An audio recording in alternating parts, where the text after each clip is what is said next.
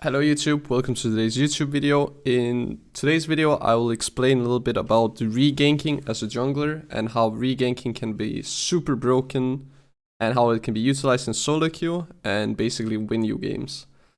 So in this game I will quickly analyze the team comps to explain why I'm doing as I'm doing. So for top lane we have Garen versus Gragas. The reason why it's not that good for me to gank top lane is because Garen doesn't really have any CC and Gragas has a slow and his E, and then at level 6 he also has his ult to push us away. Then we have mid lane. Mid lane we can gank, but it kind of requires a good timing in terms of when Yone is using his Q to dash in or he uses his E. Because if he doesn't use those abilities, then yeah, Yone is just also gonna be slippery and escape. And then we have bot lane, where I have really good setup because I have a Nautilus with his Q and his auto attack that can CC the Lulu, who's kinda immobile, and then Vayne is a little bit immobile, but again, if Nautilus just hits something, then it should be a kill. On top of that, then we have the jungle matchup where I can beat Master Yi at level 6 if I want to, but I realized that basically how this game is gonna go is that we have arctis that scales and they have Vayne that scales.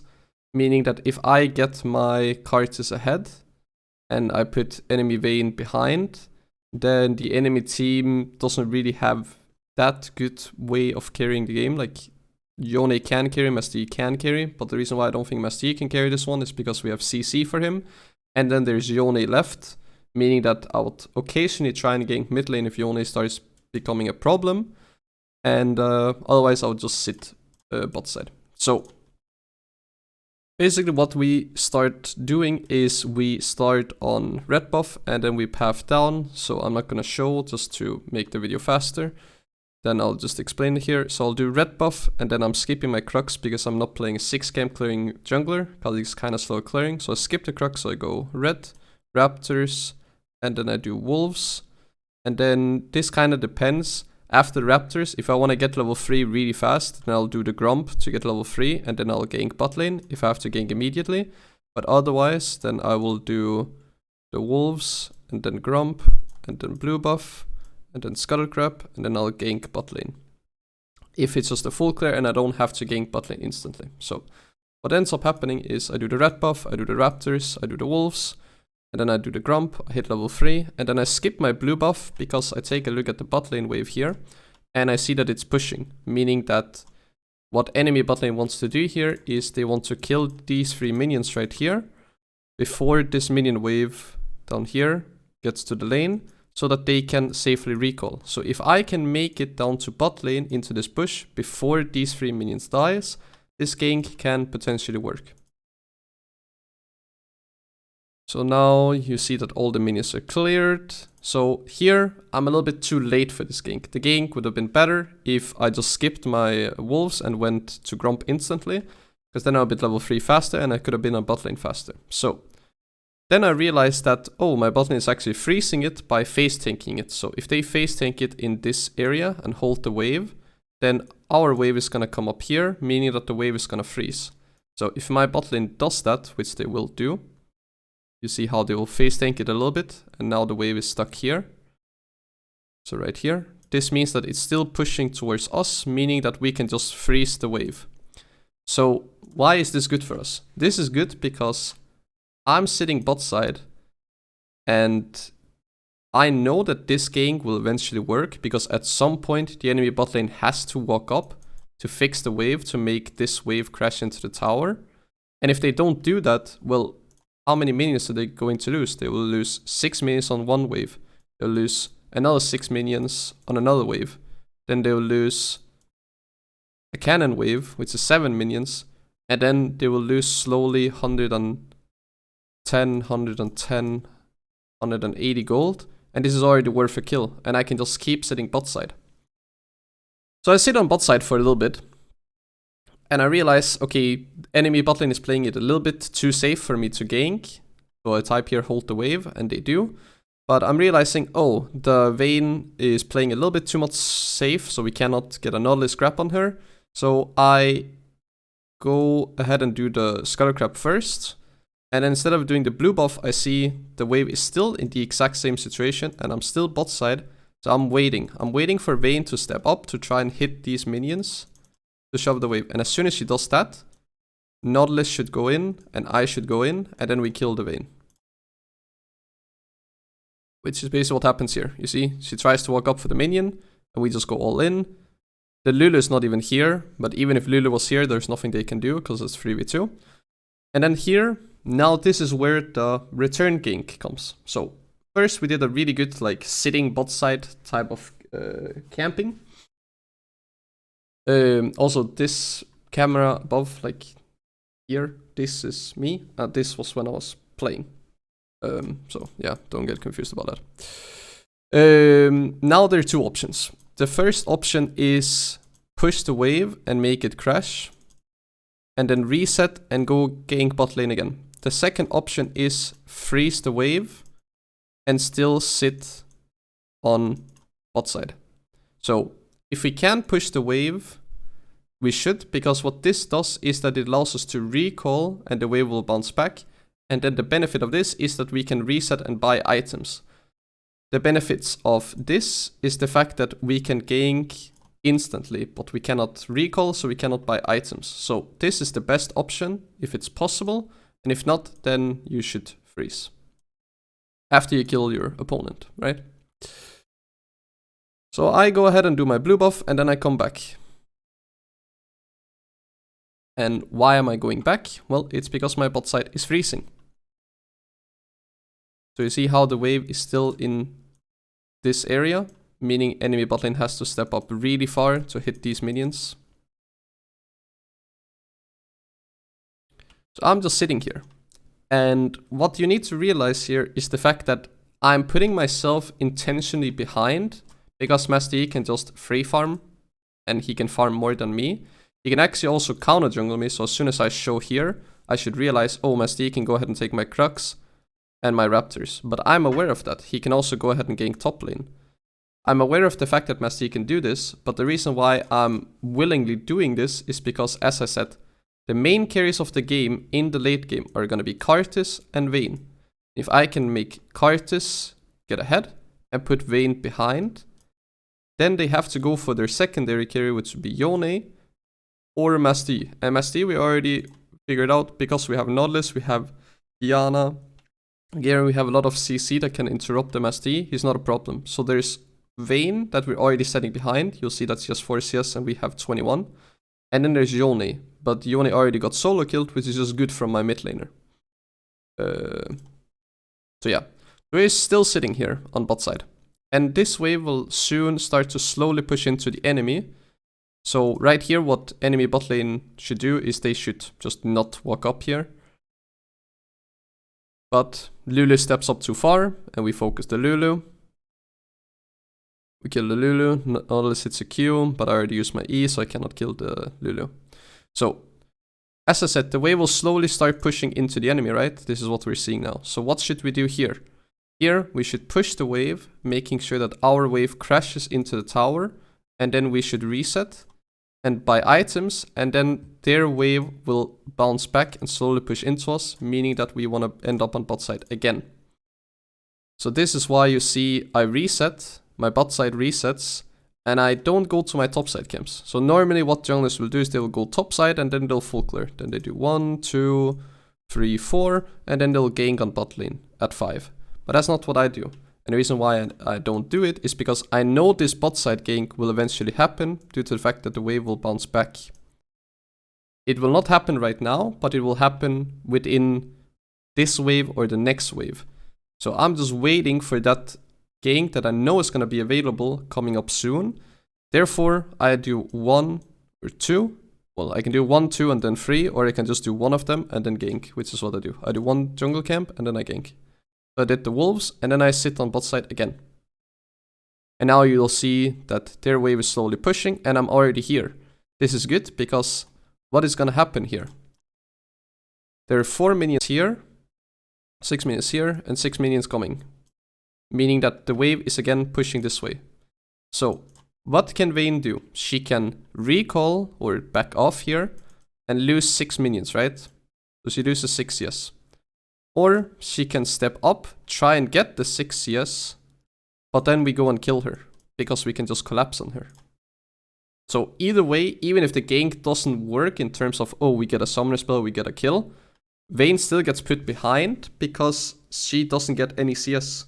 And Arctis can then again just hold the freeze, right? And then again, we can use the same strategy of, oh, I'm just gonna go ahead and do my grump, and then I'm gonna come back like in 30 seconds, right? I go to my grump and then I go back. Oh, I still can't gank. That's all good. I'll just go to the dragon, and then I'm gonna go back again. And the wave should still be in this area, right? It should still be slow pushing towards us. So we wait for Nautilus. He will Hex Flash over the wall, and then he's gonna basically return gank on his own lane. And then we see Lulu stepping up. That's basically when we want to go in, and then yeah, we basically just kill both of them again. And then again, here we have two options. Option 1, push the wave, make it crash into resetting or freezing.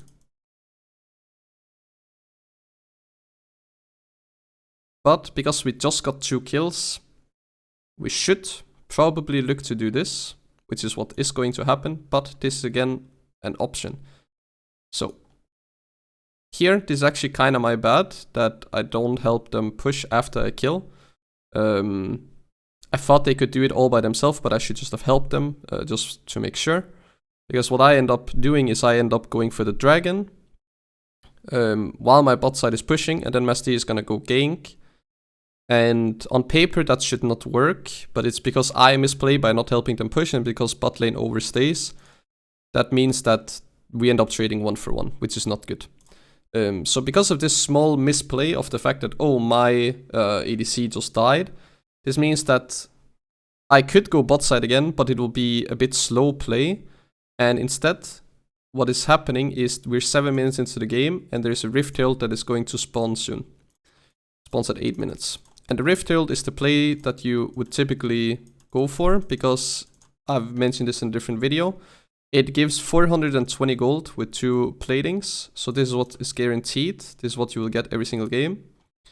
But you can get as much as 1,550 gold if you get 5 platings, first tower, and tier 1 tower. So therefore, I'm now playing for top side. I could go back into my bot side again, but what would happen is Masti could then play for the Rift Herald, and I would not like that due to the fact that I'd also like to get towers and platings. So I quickly play for top side, take my red buff, take the Rift Herald, and then I reset again.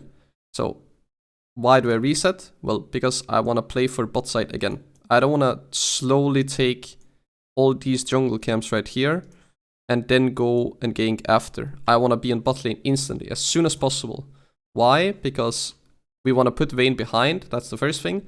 And second thing is, we have the best gank setup on bot lane with the Nautilus. So here, again, same strategy. We just sit on pressure. So we see that Lulu kills the Kiana here. And then we just kill the Vayne. Arctis kills the Lulu. Then here I try and counter jungle, but I realize that there's nothing. So then I just recall, and then what do?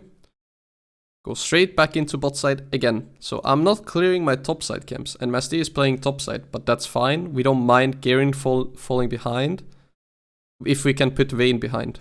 But here, the issue is that my bot lane did not reset at the same time as me. So I reset a little bit too fast. And I go there a little bit too fast, and I try to 1v2, meaning that I end up dying, which is a huge misplay, but I get 2 summoners. I could have survived if I flash smited, which I wanted to do, but I don't know why it didn't go off. But if I waited a little bit longer, it would have worked.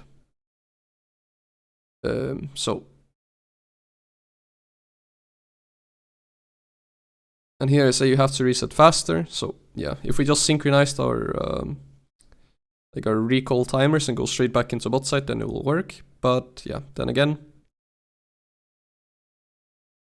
Here I want to put the Rift Herald on bot side because one, we want to make sure that they don't get it on top side because they're playing on top side, and because there's 2 platings left on the bot side tower.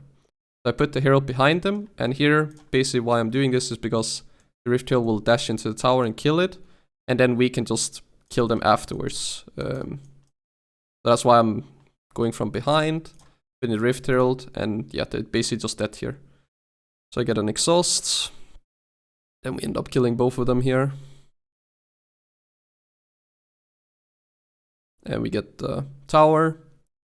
And then, yeah, as you will see, I've only cleared my topside camps once, which I did in my first jungle rotation where I was playing for bot side.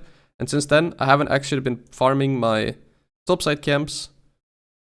And with Solomon in, I've just been sitting on bot side and bot side and bot side, resulting in their bot lane dying 9 times. And 53 CS to 91 CS. But then again, Master E has a huge lead on me.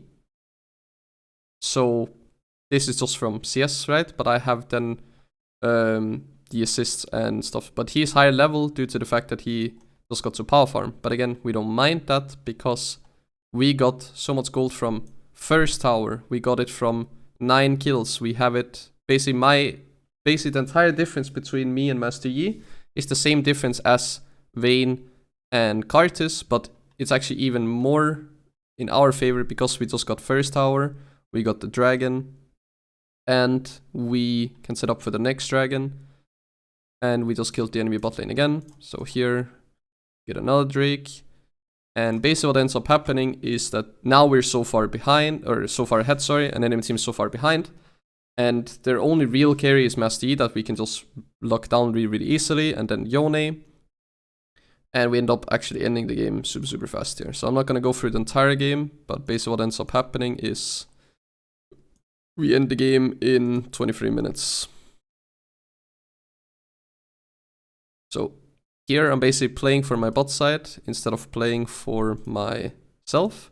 I could have played for myself, but then there would be a possibility that the enemy bot lane would be fed, and then yeah, here I actually end up getting back in the game because I'm really far ahead and I can just one-shot everyone. And then we get Soul, and then we just end the game in 24 minutes. So that's basically how you return gank. It's really powerful tool. It can help you win games. It can help you tilt the enemies. And yeah, I don't see a lot of people doing this, especially in lower elos. This is not something I was doing myself just a year ago.